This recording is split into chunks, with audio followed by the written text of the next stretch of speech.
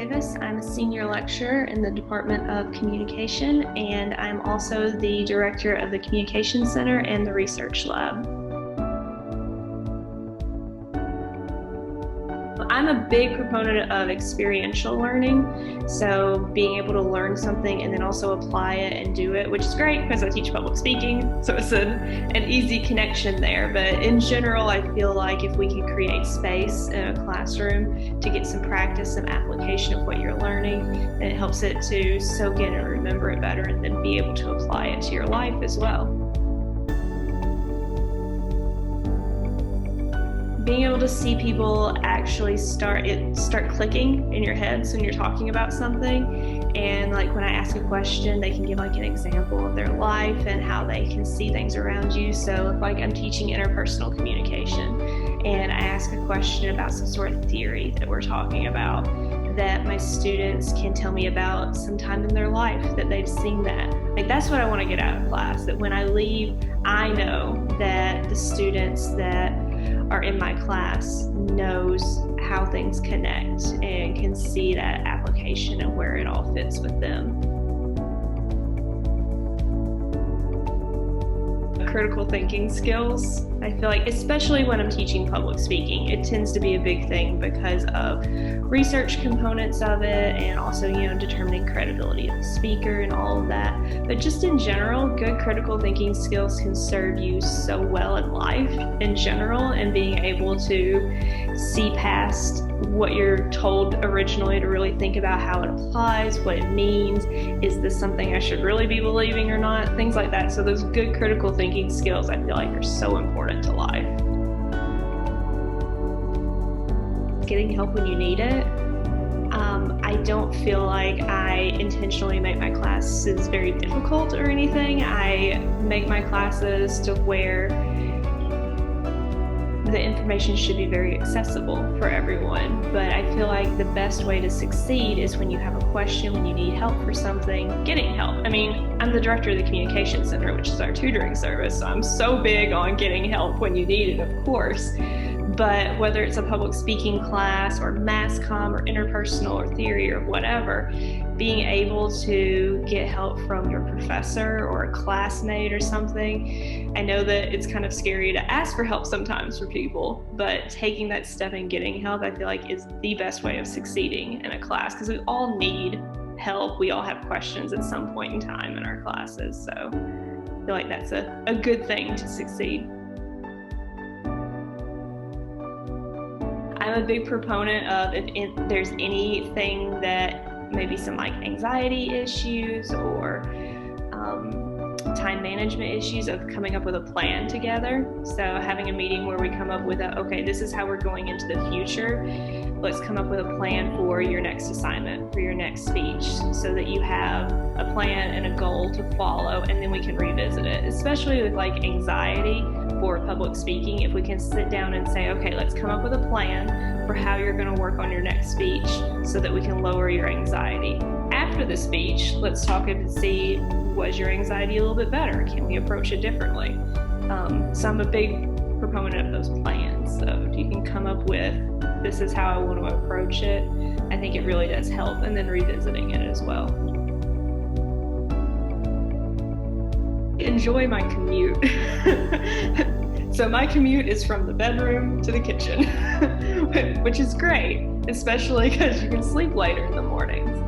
But like also in my class, it's nice when I'm interacting with our students to be able to screen share everyone, because it was so much of an issue in our workstation computers and things in the classrooms to switch over between different types of technology, and especially when students want to show something, getting everything switched over for them. It's actually so much easier online because you just click the screen share button and things pop up. So that has really streamlined what we were doing. And having the different options between talking in person and the chat function sometimes even gets you a little bit more discussion going, because you have multiple ways of interacting with the class. So it's not all bad. There's actually been some pretty good things that I've been enjoying. It's so hard to really feel like you've connected with your students, because Not all of them have their cameras on all the time. And even when they are, they're like these little boxes on your screen. If I ran into one of my students on the street, I might not recognize them at this point. Not because I don't know them, that I haven't been interacting with them over the semester, but it's hard to like get that facial recognition down. And I really miss that, of feeling like we're connected on a human level, you know? So I really miss that human connection. I jumped on the bandwagon of pretty much all the quarantine hobbies. So I originally started making sourdough bread, which never really turned out great. I mean, it was okay, but it wasn't great. I've been crocheting. I'm making a unicorn for my niece that she really wanted. Picked up some of those adult coloring books. I feel like I've done like everything that someone has said, hey, you should pick up this hobby. Cooking a lot more. I actually miss walking across campus because faculty parking lots aren't extremely close to my office, closer than student parking lots. I'm sorry about that. But you have to park and walk to the buildings, and then I have offices in 2 different buildings on campus. So I'm always walking between them and then classes. And I never thought I'd say this, but I really just miss walking across campus and being outside and seeing people. And Clemson's campus is so beautiful. Just like being there is something I really miss about it. But also, you know, seeing my coworkers, seeing everyone in the comm department, all of you comm students around the offices as well. I specialize in communication centers, so peer tutoring, and I usually also will pair that with computer-mediated communication or technology communication, which is, you know, kind of a big thing right now, especially since the communication center is completely online. So I've been getting to put some of that research into practice right now. I have to say the people though. I truly believe that the communication department is like the best people. Like, I know it's not all rainbows and kittens, but we're all really supportive of each other, and everyone, you know that if you have an issue or a problem, that there's like 5 people that will help you. And that's probably a low number. Like, it's just, if you walk around that circle and Strode, whoever's door is open, you can always ask them a question. So I feel like even though our department has grown over the past few years, we're still like a family. And I love that like family feel. Food options. I am big on coffee shops and restaurants. Like, those are my things that I love most, which is so sad. Can't go to them as much as I would like to now. Back when I first started here, I started with a lot of people. So we hired 9 new lecturers, I believe, that year when I was first hired, and we all came from, most of us anyway, came from far away. So none of us were local to the area. We didn't know a lot. We were all really far from our families, and we established something called family dinner night because we were all right out of grad school and kind of broke as well. We would go to TD's every Wednesday night and get their dollar burgers and just talk about our week and talk about like what was going on at work, learning from each other since it was all our first year teaching. And I have to say that those are some of my best memories. Like, we haven't done family dinner night in a long time now. A lot of those people aren't still here anymore, but some of us are. But I have to say, like, when I'm thinking back of like favorite memories, it's just like that group of people that we're able to sit down and eat not the best dollar burgers and just talk about life and kind of have that family feel when all of us were really far from home at the time. I'm not a really big football fan, so when I came here, this is like a different world. Like, I had not experienced football, really. Like, my high school had a football team, of course, but never experienced college football before.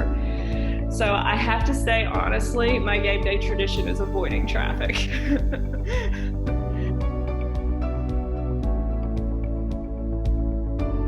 my advice would be deciding where you want to narrow down, specialize in your concentration area, and then establish a good relationship with the faculty members who work in that area, because we are pretty spread out in our department. We do both qualitative and quantitative research. We have a lot of different research areas. We have 2 majors. And a general comm degree is less helpful than when you can specialize in an area and really be able to sell it. This is what I know. So if you can pick that area that you really want to concentrate in, that you really want to learn about, and then find that faculty member that's working in that area and have a good relationship, you can talk to them about it, you can really learn and grow. So that would be my advice for anyone who's especially a comm major, but comm minors as well, that pick that area you can focus on, find that faculty member, and actually talk with them. And then they're going to be a good person, like this is networking. They're going to be a good person that in the future can give you some advice and some tips when you're going out there to do grad school or jobs or whatever, and you need recommendations or things like that.